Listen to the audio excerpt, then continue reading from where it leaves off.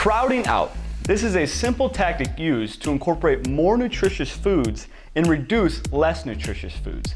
Why did you ask? We said reduce and not eliminate. When we say eliminate, we are putting a bad relationship on food right away. And that is not what we want to do here. We want to have a good mental relationship with food, and therefore we can get better results for sustainability and not just for temporary goals. This will prevent you from falling off the wagon and help you achieve those goals and make a positive relationship with food. Use our kitchen and pantry guide to fully understand what a nutritious food item looks like. When shopping, pick 2 to 3 items that only have one ingredient, aka whole foods.